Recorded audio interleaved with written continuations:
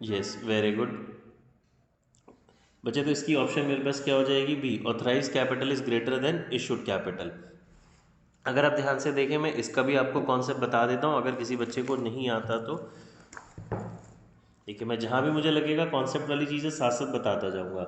सबसे पहले हमारे पास क्या आता है बच्चे, हमें पता होना चाहिए ऑथराइज्ड शेयर कैपिटल। फिर ऑथराइज शेयर कैपिटल से क्या निकल के आता है? Issued share capital. देन आता है subscribe capital. And subscribe capital के कितने पार्ट्स थे? दो, subscribe and fully paid up, subscribe and fully paid up and subscribe and not fully paid up. ठीक है जी। अच्छा, फिर हमारे पास इसमें से एक एमसीक्यू निकल के आता है, ध्यान से बच्चे समझ लेंगे। ये जो ऑथराइज कैपिटल के दो तीन नाम और होते हैं आपको पता होने चाहिए, registered capital, nominal capital, authorised capital. ये कहाँ मेंशन होती है कंपनी के? एमओए में। ठीक है जी, एमओए में मेंशन होती है ना। फिर इनमें से सबसे मैक्सिमम कौन सी होती है? Authorised. Issued capital is a part of authorised capital, subscribe capital is a part of issued capital.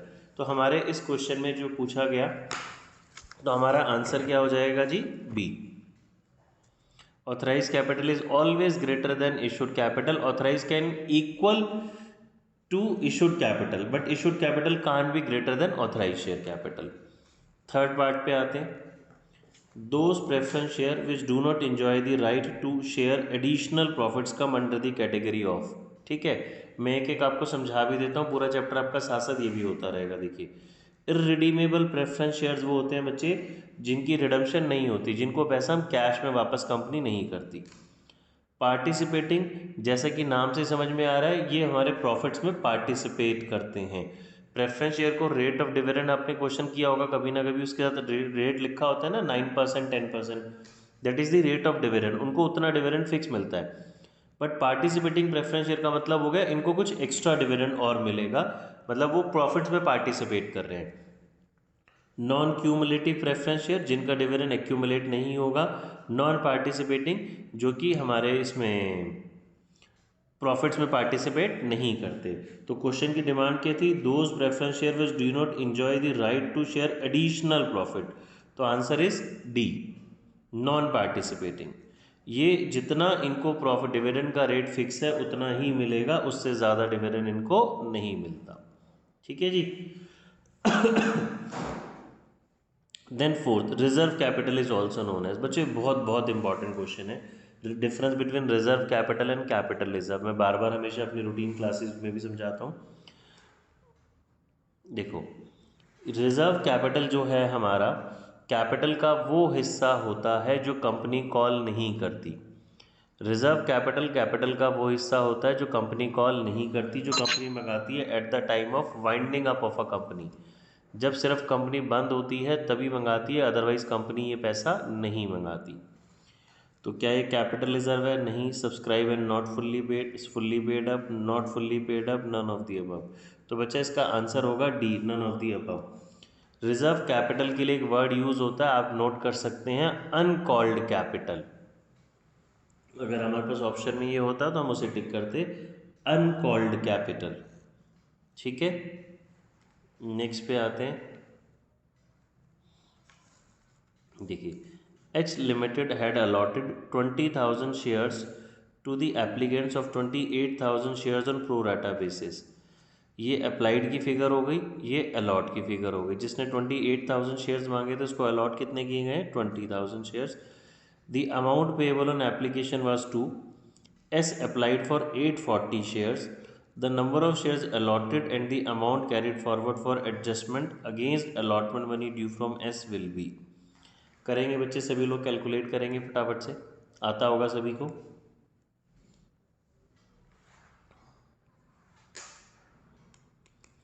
S ने 840 शेयर्स के लिए अप्लाई करा था। मुझे बताना है उसको कितने नंबर ऑफ शेयर्स अलॉट हुए और उसका कितना पैसा हम आगे अलॉटमेंट मनी पे एडजस्ट करने वाले हैं। तो इसके लिए बेसिकली आपको क्या पता होना चाहिए? अप्लाई अलॉट की रेशो, प्रोराटा का कॉन्सेप्ट आना चाहिए।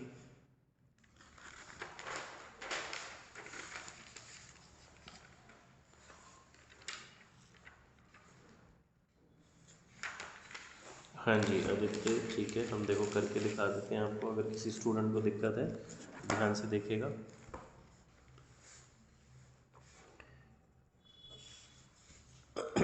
हाँ जी बच्चे, ठीक है, आपका आंसर आप इधर देखिए प्लीज़। देखो हमारे पास, ठीक है बच्चे, option D is right, but अगर किसी को नहीं आता तो मैं समझा देता हूँ। देखिए 28,000 और 20,000 है, अप्लाई हो गया, अलॉट हो गया, मेरी रेशो क्या हो गई 4:10, 7:5। ठीक है, अब उसने 840 शेयर्स के लिए अप्लाई किया था, मुझे अलॉट निकालना है, तो मैं क्या करूँगा जी, 5/7, ये तो 600 आ गया जी। ये तो नंबर ऑफ शेयर्स मेरे पास क्या आ गया, अलॉटेड। अब मुझे बताना है उसका कितना पैसे वो करेंगे।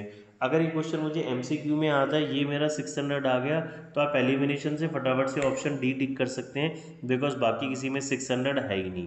बट अगर हम इसे पूरा सॉल्व करना चाहते हैं, या हमें आना आता ही होगा ऑलरेडी, तो हम इसको कुछ इस तरीके से सॉल्व कर सकते हैं। इस पर्सन ने मुझे एप्लीकेशन मनी दी इतने की,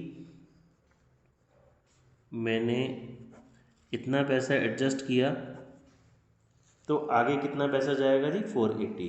तो यहाँ पे जो मेरे पास है ऑप्शन डी आ जाएगी 600 एंड 480 वाली। ठीक है, नेक्स्ट 6th क्वेश्चन प्लीज। बहुत सिंपल क्वेश्चन है, तो आपने को रट चुका होगा अब तक, तो कितनी बारी पूछा जाता है एग्जाम में। Shareholders are the owners of the company, owner होते हैं, यस। नेक्स्ट में आते हैं बच्चे, on re issue of forfeited shares the amount of discount can't exceed. री इशू जब आप करते हैं फोरफिटेड शेयर्स को, तो मैक्सिमम डिस्काउंट कितना हो सकता है।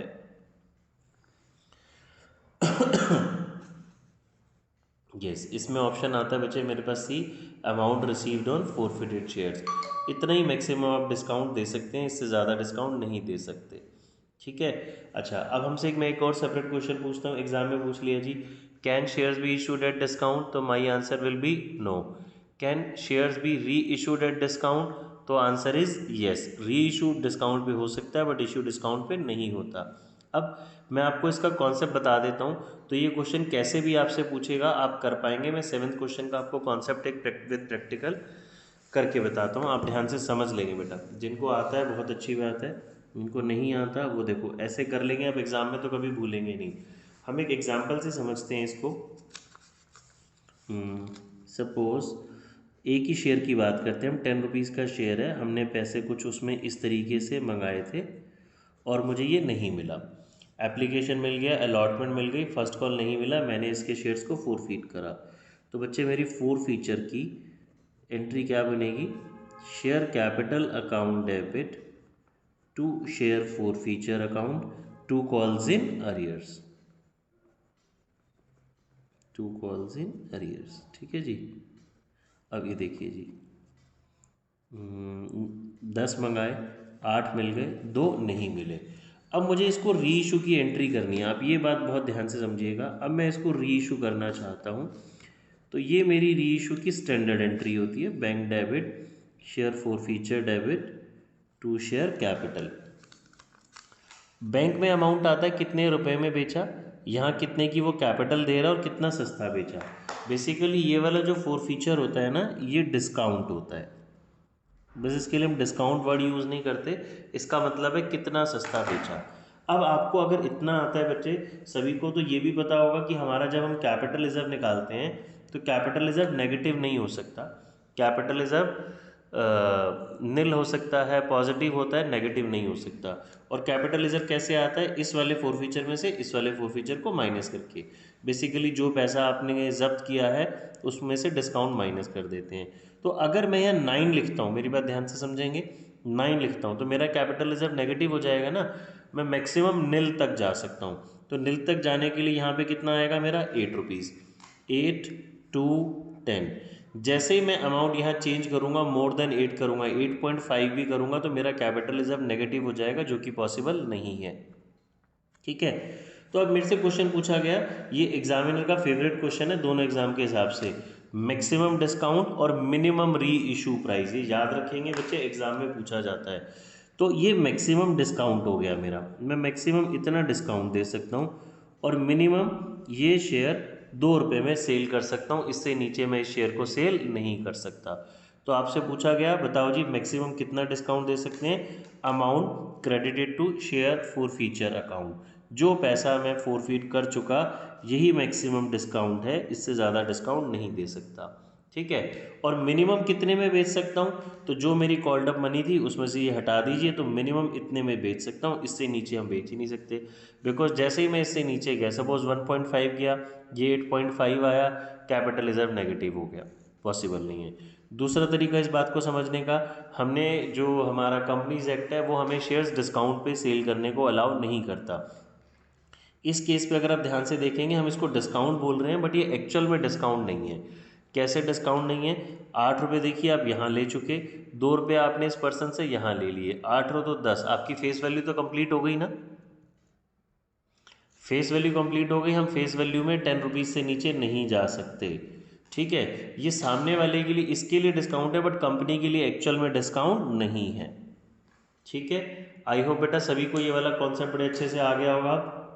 तब इसमें कोई बच्चा गलती मत करना है एग्ज़ाम में, दोनों ही एग्ज़ाम में ये क्वेश्चन आता ही आता है आपके। तो 7th के हमारे पास आंसर क्या हो गया, जो 7th क्वेश्चन हम बात कर रहे थे, C amount received on forfeited shares. ठीक है, 8th क्वेश्चन पे आते हैं। If 50 shares of rupees 10 each, rupees 9 called up including premium is forfeited due to non-payment of first call of rupees 2, then share capital will be debited by। करेंगे बच्चे, जल्दी से try करेंगे। देखो मैं आपको समझा देता हूँ, 50 शेयर की बात कर रही है, 10 का फेस वैल्यू है, 9 रुपये हमने मंगाया जिसमें 2 का प्रीमियम इंक्लूड है। तो फेस वैल्यू मैंने 7 मंगाई है, 7+2 4 फीट हमने करे, क्योंकि हमें फर्स्ट कॉल नहीं मिली है 2 रुपये की। ठीक है, तो इसका आंसर ओरली हो जाएगा बच्चे, मैंने आपको समझा ही दिया, इनडायरेक्टली आंसर तो बता भी दिया मैंने। Yes, answer is 350। देखो शेयर कैपिटल, अगर किसी बच्चे को नहीं आता, कन्फ्यूज़न है, तो सुनेगा ध्यान से। शेयर कैपिटल आप फॉरफीचर की एंट्री में कितने अमाउंट से डेबिट करते हैं, number of shares forfeited multiplied by called up money. अब यहाँ बच्चे क्या मिस्टेक करेंगे, कॉल्ड अप ले लेंगे 9, 50 × 9, और वो 450 को टिक कर देंगे, गलत हो जाएगा। बच्चे 9 रुपीज़ में तो प्रीमियम इंक्लूड है, प्रीमियम आपको मिला हो चाहे ना मिला हो, वो फॉरफीचर की एंट्री में वो सेपरेट है, वो फेस वैल्यू से में इसका कोई लेने देना नहीं है। यहाँ पे कह रहा है मैंने 9 रुपये मंगाए हैं, बट जिसमें 2 रुपये का प्रीमियम इंक्लूड है, तो शेयर की जो फेस वैल्यू है वो तो 7 ही रह गई ना, 10 में से मैंने 7 ही मंगाए हैं। तो शेयर कैपिटल में कितना डेबिट होगा, 50 × 7, दैट इज 350। Got it. किसी बच्चे को कोई डाउट हो तो मुझे बता देना, मैं लिख के बता दूंगा। अच्छा 8th कराऊँ, देखो मैं लिख के बता देता हूँ आपको। हाँ मैं ये कह रहा हूँ, किसी का कोई डाउट छूटना नहीं चाहिए, मार्क्स नहीं कटने चाहिए। कोई दिक्कत है तो मुझे बताओ, मैं उसको रिपीट लिख लिख के भी बता दूंगा।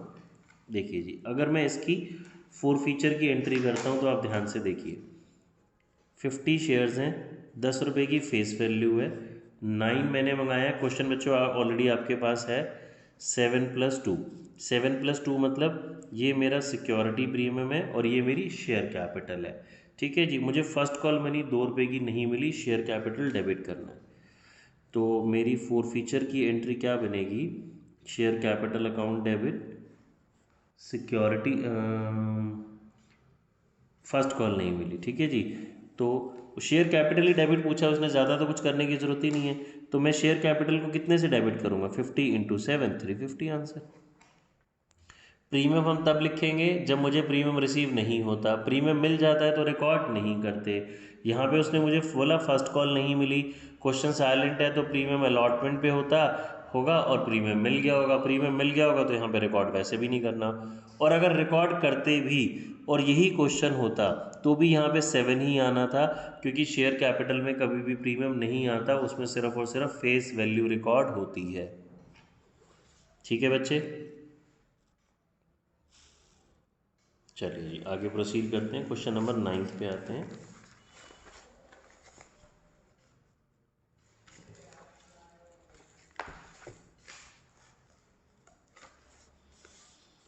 250 शेयर्स है बच्चे हमारे पास of ₹20 each on which first and final call of ₹6 per share is not paid is forfeited. 250 shares ₹20 का एक है, फर्स्ट और फाइनल कॉल ₹6 की नहीं दी, दैट्स वाई हमने उसको फोरफीट कर लिया। तो यानी कि 20 में से 6 नहीं मिले तो कितने मिल गए? 14 मिल गए। Out of these 200 shares issue करे ₹14 में पर share fully paid up, amount transfer to capital reserve will be. Capital reserve बताना है बच्चे। इसमें याद करिए फॉर्मूला लगता है एक छोटा सा।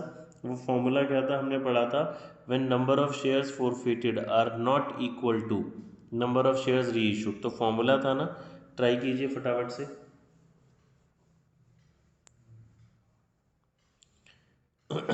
आपको इस क्वेश्चन में अगर एग्ज़ाम में वैसे आएगा तो पूरी एंट्री लिखनी है 3 मार्क्स में, अगर हम सीबीएसई की बात करें तो। और अपने सीयूईटी की बात करें तो आप इस क्वेश्चन को डायरेक्टली सॉल्व कर सकते हैं। हमें बेसिकली क्या देखना है कि कितना पैसा मुझे फोरफीट हुआ और कितना पैसा मैंने सस्ता दिया, कितना डिस्काउंट दिया। तो अगर देखो बच्चे मैं इस क्वेश्चन को देखूं तो 20 में से 6 नहीं मिले, तो मैं फोरफीट की बात करता हूं। डायरेक्ट लिख दूं, पूरी जर्नल लिख के तो नहीं दिखानी, किसी को दिक्कत है तो मुझे बता दो, मैं पूरी जर्नल लिख देता हूँ। ठीक है, देखो जी अभी अगर हम बात करते हैं तो 20 में से क्या आ गया क्वेश्चन, हाँ 6 नहीं मिले तो 14 मिल गए, तो मैंने 14 फोरफीट किए। 14 इंटू 250, फुल जर्नल लिख दूँ? कोई बात नहीं, लिखो फुल जर्नल लिख देते हैं। देखो अगर आप इसकी फोर फीचर की पूरी जर्नल एंट्री लिखना चाहते हैं तो share capital account debit to share forfeiture to calls in arrear. 250 shares पे 20 मंगाए थे, 6 नहीं मिले तो ₹14 मिल गए। अब इस क्वेश्चन को अगर मुझे विदाउट जर्नल डायरेक्टली सॉल्व करना है तो मुझे सिर्फ ये हिस्सा चाहिए, ये दिस वन। ठीक है, yes very good, option D right है बच्चे। अब इसमें से मुझे बोला गया मैंने 200 शेयर्स री इशू करे हैं ₹14 में fully paid up. Bank debit, share forfeiture debit to share capital. हमने 200 शेयर्स री इशू किए 14 में fully paid up, full value. ठीक है जी, तो ₹6 सस्ता बेचा। अब मुझे यहाँ से ये वाली फिगर चाहिए होती है। कैपिटल रिजर्व कैसे आता है? इस वाले फोर फीचर में से इस वाले फोर फीचर को हम क्या कर देते हैं? सबट्रैक्ट। ठीक है जी, तो देखिए क्योंकि number of shares forfeited number of shares reissued के इक्वल नहीं है, ये मेरे पास है 3500 और 206 ये आएगा 1200। तो यहाँ पे बच्चे मेरे पास एक फॉर्मूला होता है, वो फॉर्मूला क्या होता है? Forfeited amount. देखिए फोरफिट मैंने कितना करा? 3500, 3500 फोरफिट करे upon number of forfeited shares into number of shares reissued minus री इशू का डिस्काउंट, ये दिस वन। इसको अब आप सॉल्व कर लीजिए तो हमारा कैपिटल रिजर्व आ जाएगा।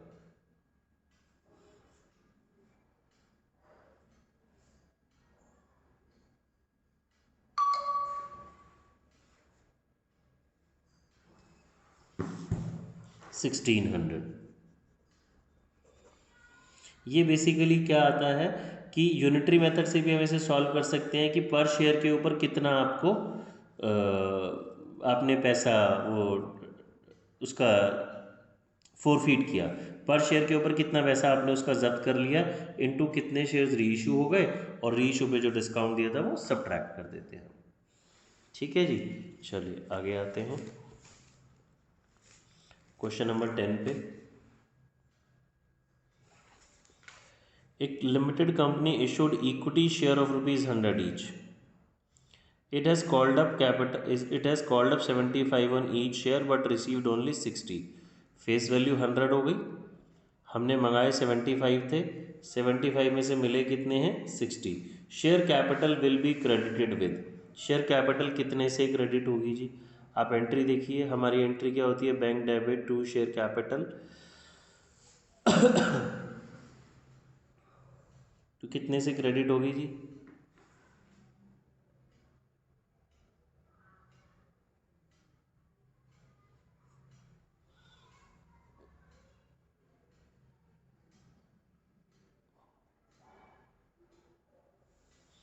हाँ जी 75 से, बिल्कुल ठीक जी। बाकी 15 रुपये कहाँ चला जाएगा? हमारा कॉल्स इन अरियर में। ठीक है, चलिए आगे आते हैं 11 पे।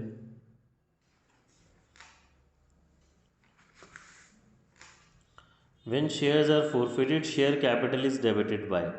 जब शेयर्स को फोरफिट करते हो तो शेयर कैपिटल को कितने अमाउंट से डेबिट करते हो? देखो यहाँ भी मैंने आपको समझाया था, हम क्या बोलते हैं, number of shares forfeited multiplied by called up money.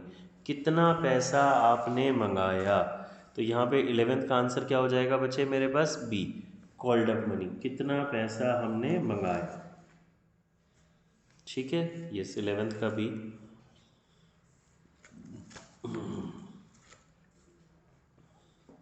Question number 12 में आते हैं। प्रेम लिमिटेड फोरफीट करता है जी 300 शेयर, 10 रुपये का एक है। इशू किए थे एट अ प्रीमियम ऑफ ₹2 पर share for non payment of final call of ₹3। Premium नहीं मिला, नहीं, फाइनल कॉल नहीं मिली 3 की। 200 शेयर्स रीइशू करे 11 रुपये में, fully paid. How much would be transfer to again capital reserve. इसमें वही फॉर्मूला लगेगा।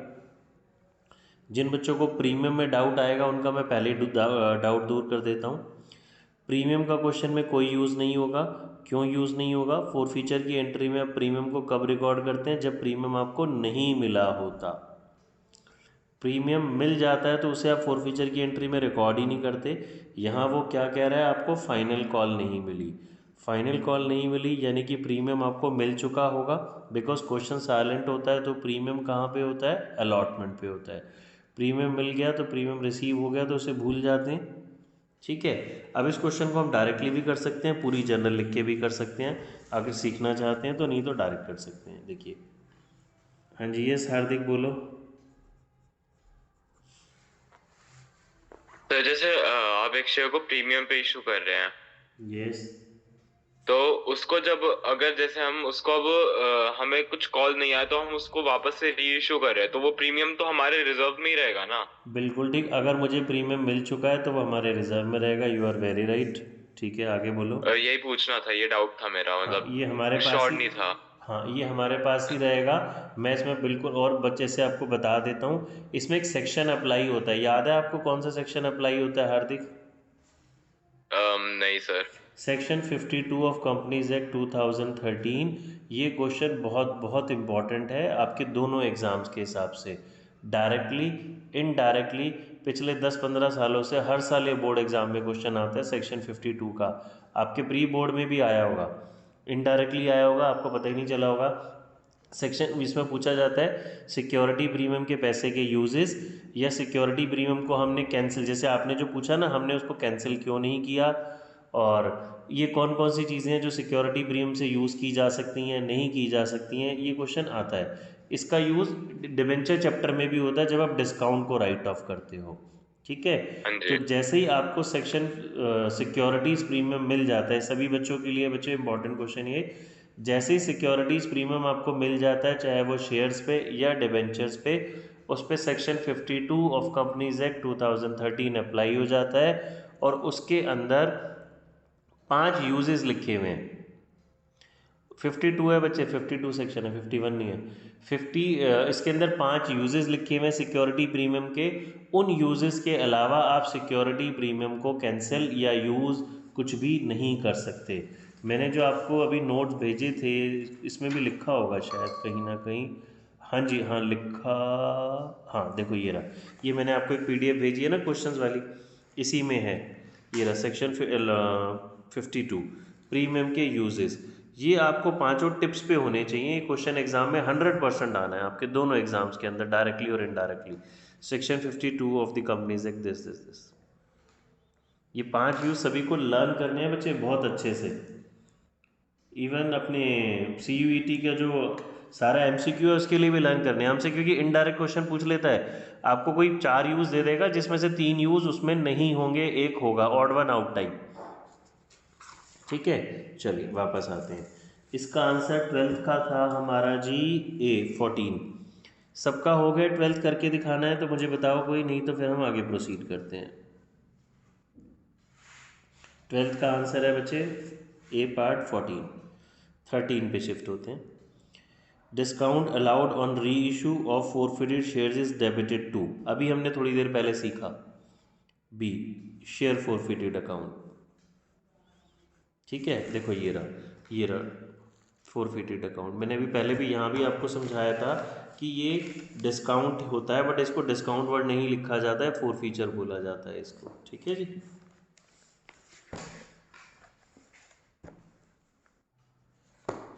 चलिए अब आ जाते हैं जी 14 क्वेश्चन पे।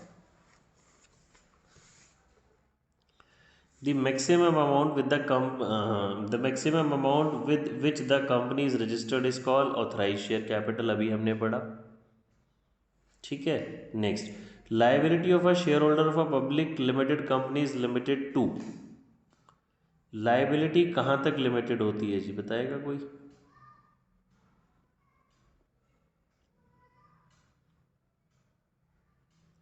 कंपनी में लाइबिलिटी लिमिटेड होती है, अनलिमिटेड होती है, पहले तो हमें ये समझ में आना चाहिए। लाइबिलिटी कंपनी में लिमिटेड होती है, उतने तक होती है जी जितना पैसा हमने लाइक जितने की शेयर की फेस वैल्यू है।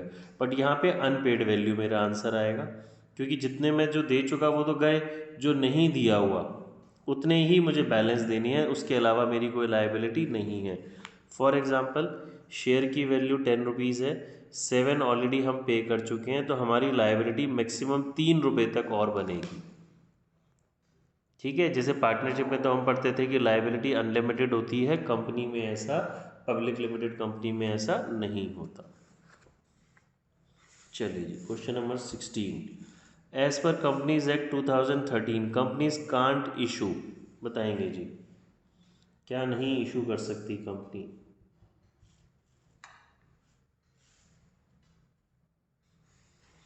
इररिडीमेबल प्रेफरेंस शेयर नहीं हो सकता। बोनस तो हम पढ़ते हैं, कैश फ्लो चैप्टर में भी बोनस का क्वेश्चन आता है हमारे पास। प्रेफरेंस और इक्विटी शेयर्स तो इशू करते ही हैं, तो इररिडीमेबल प्रेफरेंस शेयर नहीं इशू कर सकते। Next, amount collected as premium on securities can't be utilise. ये आ गया, देखो अभी बच्चे ने क्वेश्चन पूछा था, आई थिंक हार्दिक नाम था उसका। ये सिक्योरिटी प्रीमियम का सेक्शन 52 का इनडायरेक्ट क्वेश्चन आ गया। अब अगर आपको वो 5 यूज याद हैं तो आप इसमें से अब अपना क्वेश्चन फिल कर सकते हैं। उसने बोला कौन इसमें से कौन सा सिक्योरिटी प्रीमियम का यूज़ नहीं है, तो वो मुझे 5 यूज़ टिप्स पे होने चाहिए, तभी मैं इस तरह का क्वेश्चन कोई भी सॉल्व कर पाऊंगा। Yes Aditya, very good. Rajika is also right, option B बनेगा इसमें। अगर वो 5 यूज़ हमने पढ़े हैं तो उसमें लिखा है फुल्ली पेड अप बोनस दिया जा सकता है, राइटिंग ऑफ प्रीलिमिनरी भी लिखा है, प्रीमियम पेबल ऑन रिडम्पशन आता है, बायबैक आता है, और फिर एक और 5th यूज़ होता है वो राइटिंग ऑफ डिस्काउंट और loss on issue of shares and debentures. ठीक है जी। चलिए question number 18। A company offers 50,000 shares of rupees 10 each par, 3 rupees application, 5 allotment, balance final call पे 3, 5 बैलेंस बच गया 2 रुपये। एप्लीकेशंस रिसीव हुई हैं जी हमारे को कितने की, 60,000 की, तो ओवर सब्सक्रिप्शन हो गया। अलॉटमेंट हमने सबको प्रो राटा पे कर दी। जब मैं सबको अलॉटमेंट प्रो राटा पे कर रहा हूँ तो मेरी जो यहाँ रेशो बन गई वो बन गई 6:5। Excess application money was to be adjusted towards allotment and call. How much amount will be transferred to share application to share allotment? ध्यान से देखेंगे बच्चे क्वेश्चन को, 2 मिनट दे रहा हूँ, ट्राई करेंगे।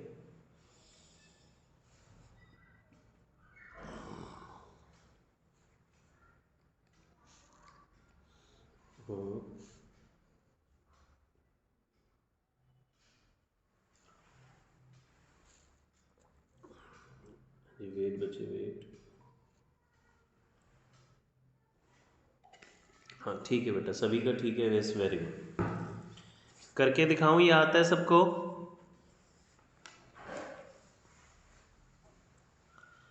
30,000 रुपीज़ हमारा पैसा आगे ट्रांसफ़र होगा। देखिए जी 2 मिनट लगते हैं, अगर हम इसको कर देते हैं। हमारे पास उसने बोला जी आगे कितना जाएगा, देखिए 60,000 शेयर्स की एप्लीकेशन आई, एप्लीकेशन मनी 3 रुपीज़ थी, तो मेरे पास कितने आए 180, मैंने ऑफ़र कितने किए ये 150, तो सिंपल कुछ करने की ज़रूरत ही नहीं थी। अलॉटमेंट में 30 जाएगा, फर्स्ट कॉल तक पैसे कुछ इतना एक्स्ट्रा पैसा है ही नहीं जो फर्स्ट कॉल पे जाएगा, तो अलॉटमेंट पे कितना जाएगा जी 30,000।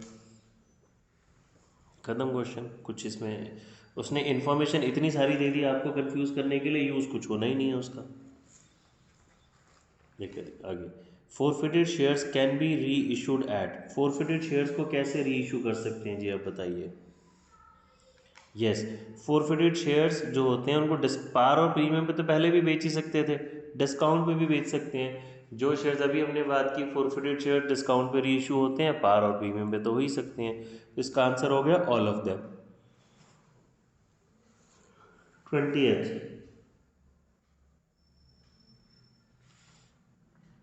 Minimum number of members in a public limited 7 होता है जी। ठीक है, आगे premium on issue of shares can be used for, देखिए अगेन सिक्योरिटी प्रीमियम सेक्शन 52 का क्वेश्चन, इनडायरेक्ट क्वेश्चन। ऊपर पूछा था जो हमने क्वेश्चन किया था उसमें से कौन सा यूज नहीं है, यहां पूछ रहा है कौन सा यूज है। तो इसका आंसर आ जाएगा बच्चे मेरे पास B, for writing off discount पढ़ा था ना हमने, राइटिंग ऑफ डिस्काउंट और लॉसेस, तो इसका ऑप्शन बी आ गया। डिविडेंड के लिए यूज़ नहीं किया जा सकता, जनरल रिजर्व के लिए यूज़ नहीं किया जा सकता, डायरेक्टर्स को फीस देने के लिए भी वो यूज़ नहीं किया जा सकता। ठीक है, आगे आते हैं 22 पे।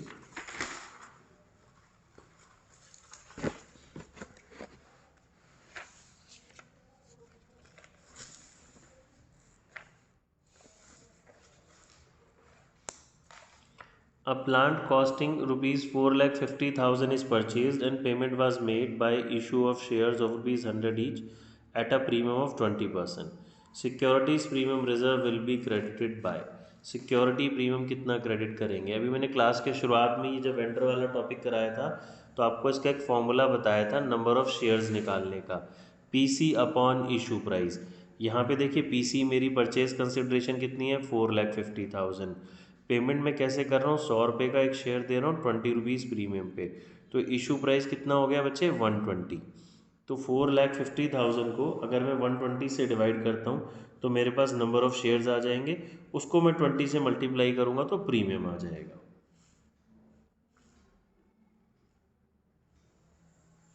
75,000, ठीक है, ये 75,000 से क्रेडिट होगा। जिनको नहीं आया वो लोग देखिए क्वेश्चन नंबर 22। 4,50,000 देना है, 100 रुपये का शेयर है 20 रुपीज़ प्रीमियम पे दे रहा हूँ, 100 का शेयर 20 रुपीज़ प्रीमियम पे दे रहा हूँ, तो मेरा जो इशू प्राइस है वो कितना हो गया जी 120, तो ये आ जाएगा 3750, 3750, ये नंबर ऑफ शेयर्स आ गए। 3750 शेयर है, एक पे प्रीमियम कितना है मेरा 20, तो जो प्रीमियम हो गया वो कितना हो गया 75,000, और प्रीमियम मुझे पता है कौन सी साइड आता है, क्रेडिट ही आता है। ठीक है, तो आंसर इज बी। नेक्स्ट पे आते हैं। Dash means any offer of the securities or invitation to subscribe securities to a select group of person by a company other than by way of public offer, public offer के अलावा कुछ जो shares देती है ये कहलाता है बच्चे हमारा प्राइवेट प्लेसमेंट। ये हमारे सीबीएसई में भी है ये वाला क्वेश्चन, प्राइवेट प्लेसमेंट। जब आप किसी सिलेक्टेड ग्रुप को, जब जनरल पब्लिक को नहीं बेच रहे, पहले ही किसी सिलेक्टेड ग्रुप को कुछ आप शेयर्स ऑफर कर रहे हैं तो वो प्राइवेट प्लेसमेंट कहलाता है हमारा। 24th क्वेश्चन पे आते हैं। A company purchase machinery of ₹6 lakh out of which 1 lakh was paid immediately, 6 में से 1 आपने तभी की तभी दे दिया, बैलेंस रह गया 5 lakh, and the balance amount was discharged by using of equity shares of 10 each at 25% premium.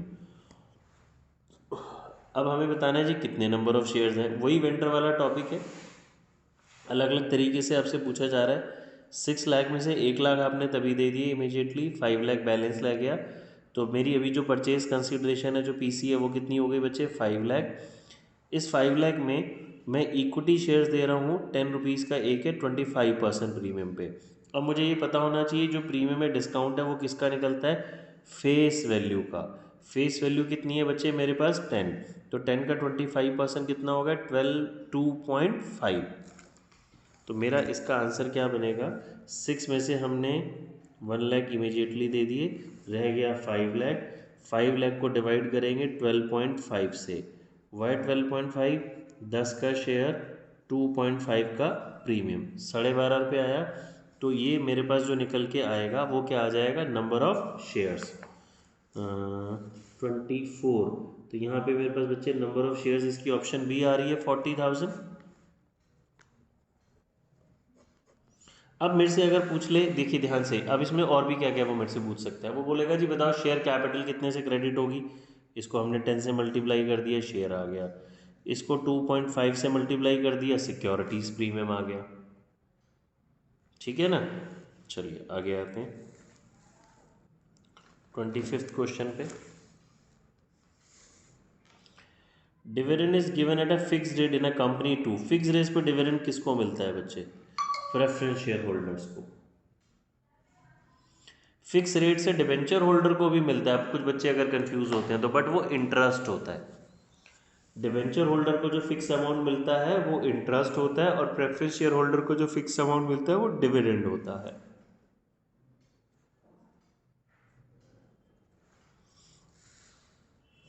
देखिए जी अगला 26, अगेन हमने ऐसा मिलता जुलता क्वेश्चन किया था, उसका रिवर्स पूछ लिया इन्होंने। Reserve capital is not a part of,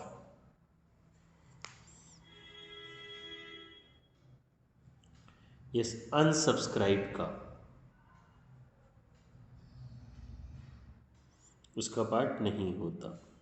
27 पे आते हैं।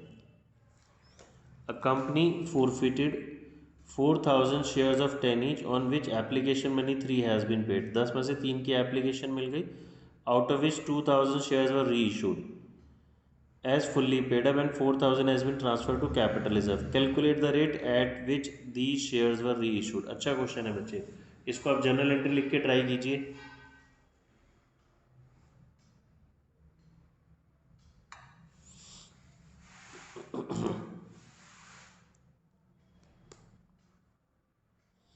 इसको जर्नल एंट्री लिख के कीजिए, आएगा समझ।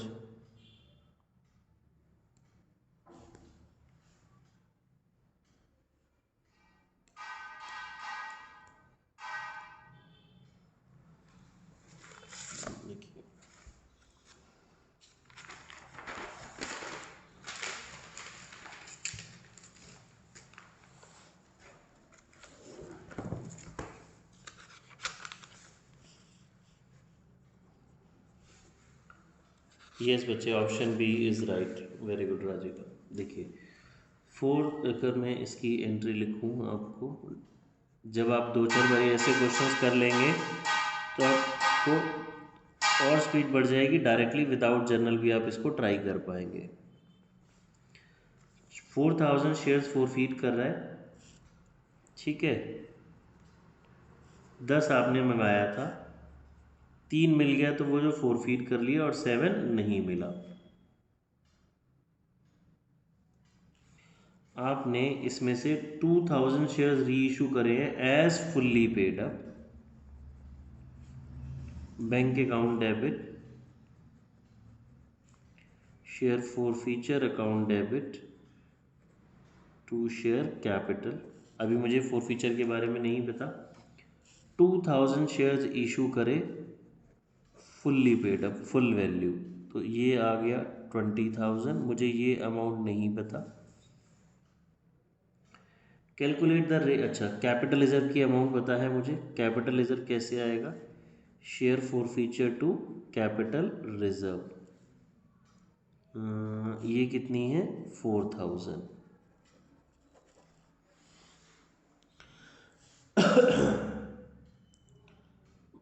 बताएं बच्चे जी कैसे करेंगे।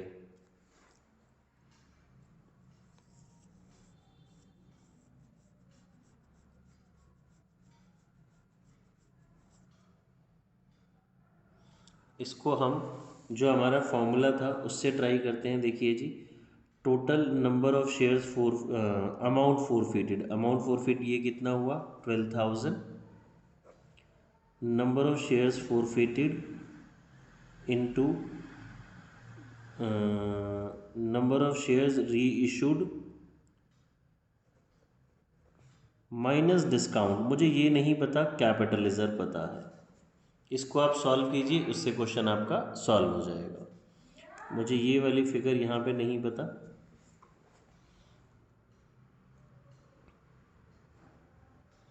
ठीक है जी, आगे आए, नेक्स्ट क्वेश्चन पे आते हैं 28 पे।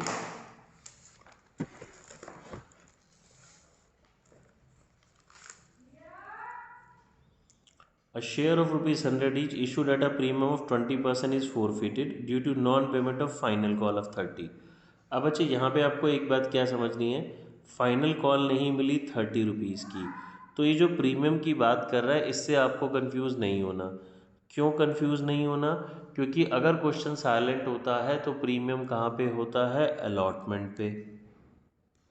ठीक है, तो यानी कि प्रीमियम तो मुझे रिसीव हो चुका होगा। The amount transfer to share forfeiture account on forfeiture of shares is, कितना पैसा फॉरफीचर में ट्रांसफ़र करेंगे। देखिए 100 का शेयर्स था, 30 की कॉल नहीं मिली, तो कितने मिल गए होंगे, 70। सिंपल सी बात है। प्रीमियम में कंफ्यूज नहीं होना, बस प्रीमियम में आप कंफ्यूज हो जाएंगे तो क्वेश्चन गलत हो जाएगा। प्रीमियम में क्यों कंफ्यूज नहीं होना, बिकॉज वो क्या कह रहा है कि फाइनल कॉल नहीं मिली। ठीक है, फाइनल कॉल नहीं मिली तो मुझे यानी कि अलॉटमेंट मिल गई, और क्वेश्चन साइलेंट है तो प्रीमियम कहाँ पे होता है, अलॉटमेंट पे होता है। ठीक है बच्चे, चलिए छोड़ देते हैं आज के लिए, बहुत है इतना, फ्राइडे मिलेंगे। आई होप सबको कुछ समझ आया होगा। कोई दिक्कत हो तो आप मेरे से और पूछ सकते हैं। Bye bye.